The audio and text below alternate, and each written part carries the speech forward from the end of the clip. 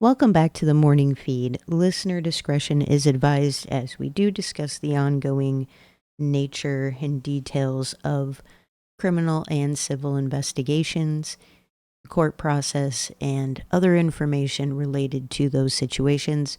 We try to keep it as digestible as possible without getting too incredibly graphic, but that can be hard to do at times.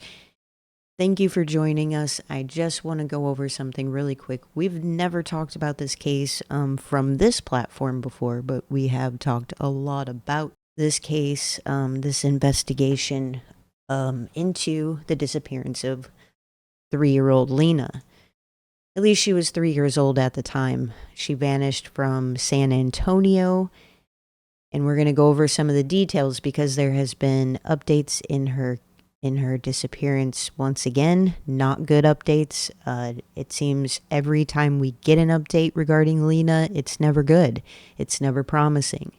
And even if it feels like it could be promising, we quickly get slapped in the face with the fact that it simply isn't. So let's get into that really quick right now and let you know what's going on. So if you go over to the National Center for Missing and Exploited Children, of course, you can see Lina's case file there on their page with her photos. They've recently done an age progressed photo of her as well. Here, we'll throw that up on the screen for you so you can see that. Please make sure that you share out any news articles, flyers, or any credible, reliable, factual information about Lina. A lot of people have inserted their speculation into the case over time, especially on social media, as people do, directed at the family as well. We're not doing that here. We are keeping a very open mind when it comes to the disappearance of Lina. So when we go over here to her NCMEC case file, you can see Lina disappeared on December the 20th. She was recently age progressed to 5 years old, which is what she should be now. And she was last seen on December 20th, 21.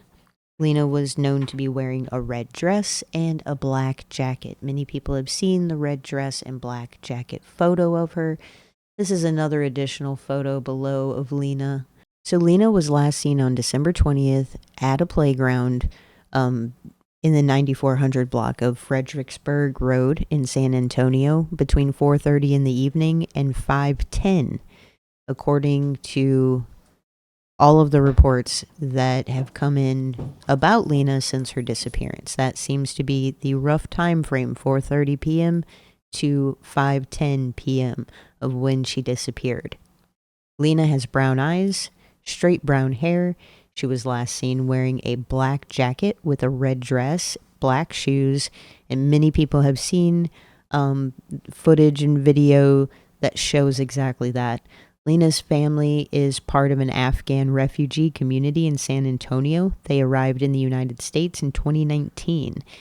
They do not speak fluid English, and that has created a barrier between them and basically communicating their thoughts and feelings and opinions about the case to the media. They have to rely on a mediator to go between them and the media to get information out. I think anybody, most of the community would love to help their family with finding Lina, but there is a language barrier there that has been in place since the beginning. So before we move forward, if you do have information, you can call 1-800-THE-LOST and report that information. You can also report it to 210-207-2313, which is the San Antonio Police Department Special Victims Unit. I would report it to both places if you're reporting anything, especially in this case. Not too long ago, everybody heard that there was a person of interest in the case that San Antonio was looking into. This person, at the time that this was all brought up, they are sitting in jail on an unrelated issue, and they are looking into this person. They also spoke to this person and asked them for possible locations.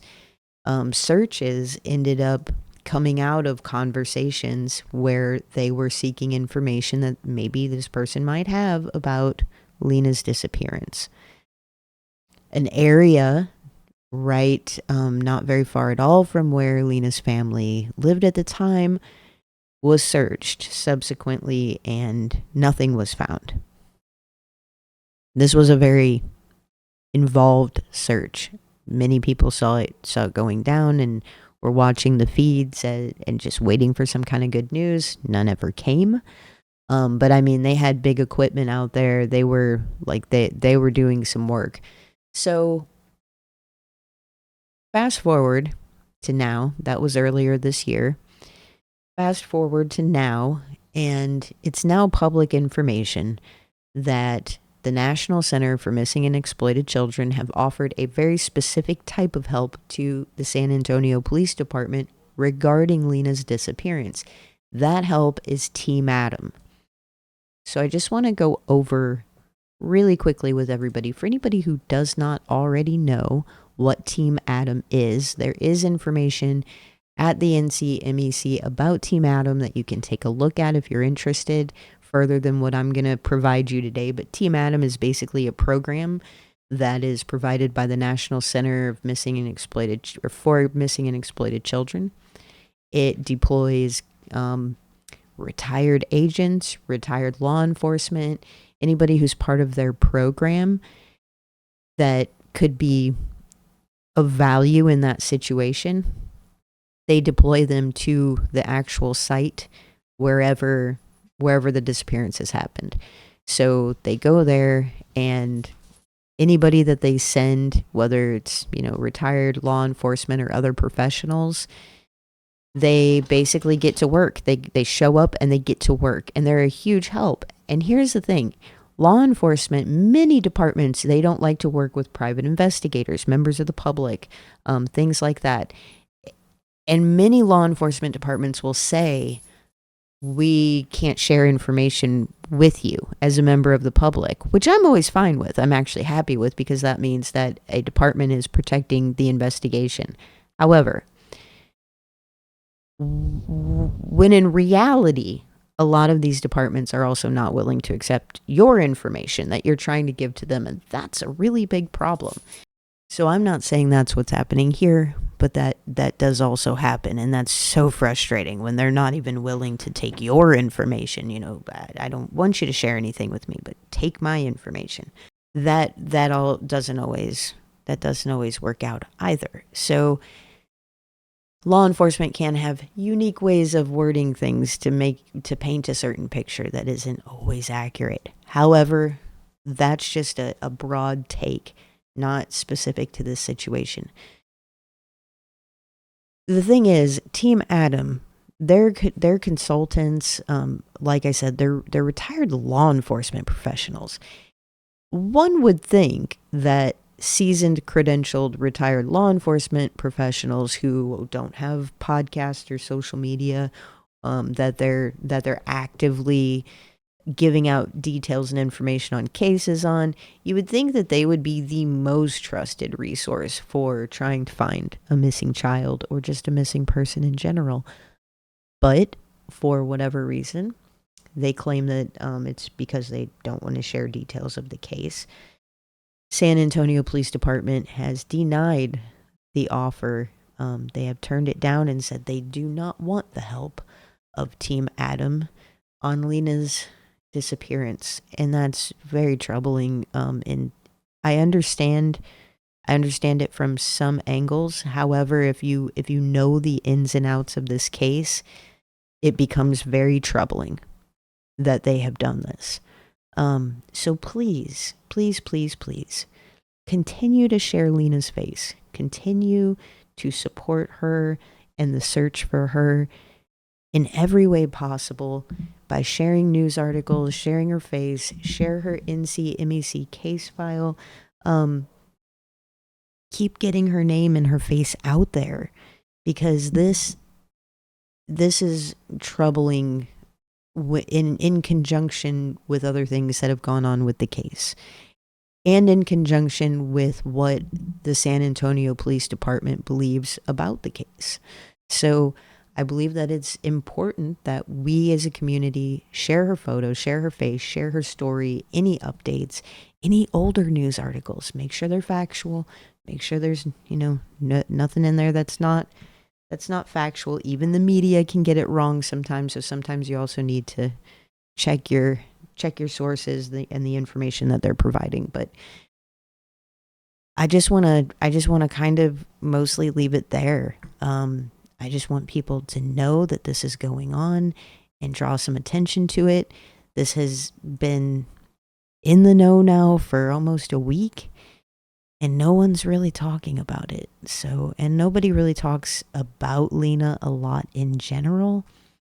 But anyhow, so it's also good to know that Team Adam exists for anybody who doesn't know. If you are a victim advocate, especially in the missing persons community, and you are trying to get resources and assistance in any way possible, it's also good to know that Team Adam even exists. And we can go over and do an entire episode of the more in-depth scope of who works for Team Adam, who's behind the scenes, what they actually do, and get down to the nitty-gritty of it all. And I think that maybe we will do that. Could be a very good piece of information for victim advocates who are out here reporting on cases. It always helps to know what you're talking about. So that's really all I have for right now on this. I'll come back and I will share a more in-depth episode about Lena with everybody, so that we can kind of share the information that we have, at least the information we're able to publicly share, so that we can kind of fill people in a little bit more about Lena, who she is, and what we're up against when it comes to finding her. All right. I hope you all have a great day. We will be back with another one very soon. Make sure you keep supporting all of these cases that do not get the cult true crime following that they deserve.